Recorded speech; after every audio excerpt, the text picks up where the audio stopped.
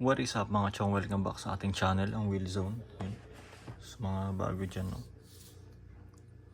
Subscribe sa channel natin kung gusto niyo yung mga content na box break ng cards for One Piece, NBA cards. Tapos yan yung mga toys natin, no? Hot Wheels. Yun, recently nag-upload na ulit tayo ng video para sa badminton na hobby natin, no? So yun. Comment, like, and subscribe sa channel natin. And click nyo na rin yung notification bell para ma-update kayo sa mga uploads natin, no?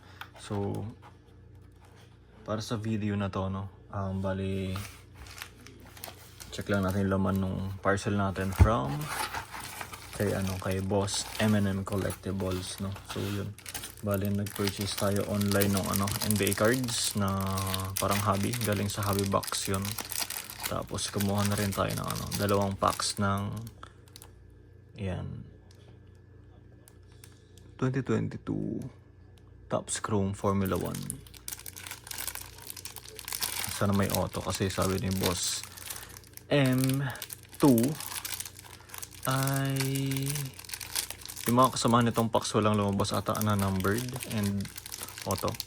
So yun, hoping tayo ng auto or low numbered card, no, para sa Topps Chrome natin na Formula 1. So unahin muna natin yung NBA cards natin, no.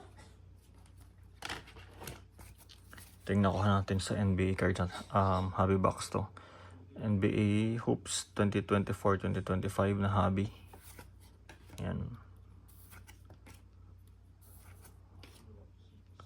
Dillion Brooks. May naghanap ng Dillion Brooks sa atin, no? Derek White, Miles Turner, DeJounte Murray. Ito ba? Aaron Gordon, Cason Wallace, A.J. Johnson, Denny Alvija. Chrome ba yung ganito? Naglagay kong prism. Ito, rookie. Johnny Johnny Furphy. Tapos meron tayong nakuhang prism ni Kelly Oubre Jr. na green prism, no?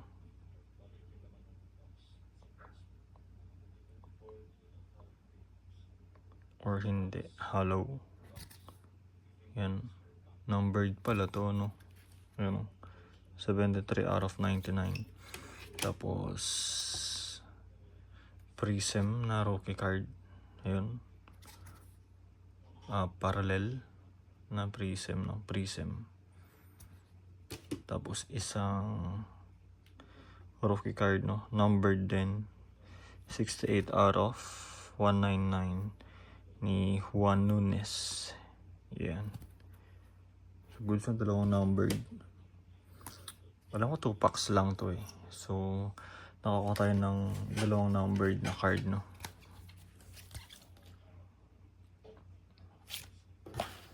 Ngayon, so, check na lang natin itong laman ng Topps Chrome natin, no? Formula 1. 4 cards lang. Sana makakuha tayo ng good hits. So yan mga chong yung laman ng pakete. Syempre chances pa rin yan, no?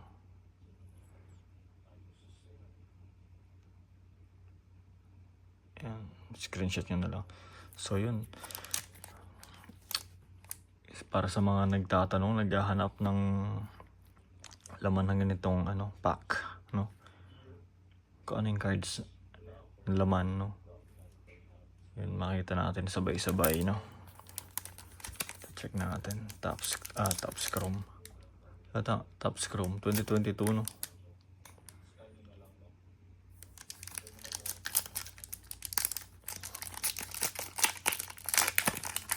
May makuha tayong good hits. Yan. Hindi ko alam kung base lang to eh. Base lang siguro to. Or insert kasi may nakalagay Future Stars. Hirap basahin ng pangalan eh. Yan. F2. Ito ay F1, no? Ang ganda ng card, no? Chrome na chrome. Lance Stroll. Yan. Tapos Mick Schumacher. Numbered kaya to? Not numbered. Pero maganda yung card, no? Ito, hollow. Yan, F1 Racer. Scuderia Alpha Tauri. Walang number. Yuki Tsunoda. So yun, not numbered. Baka ito. Hopefully may ano to, numbered card, no? Tingnan natin. Maganda yung cards ng ano, yun. F1. Oh, F1 ulit. Daniel Ricciardo.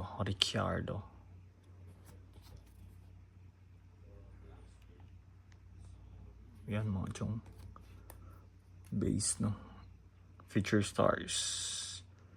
Kellen Williams F2. Yan.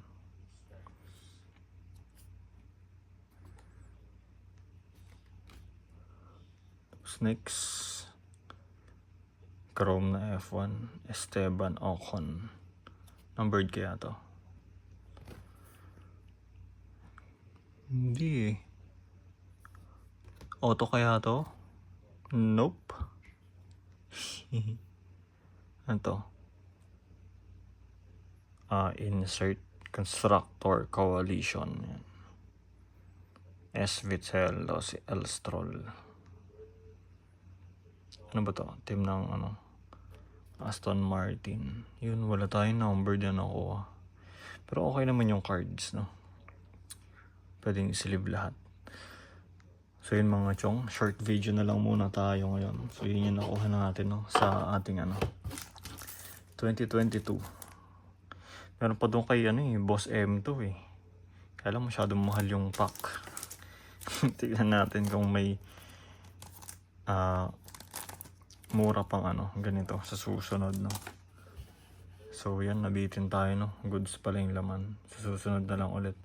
So yun mga chong, yun nakuha natin sa ano 2022 Topps Chrome Formula 1. So yun mga chong, salamat. Like, comment, and subscribe sa channel natin. Peace.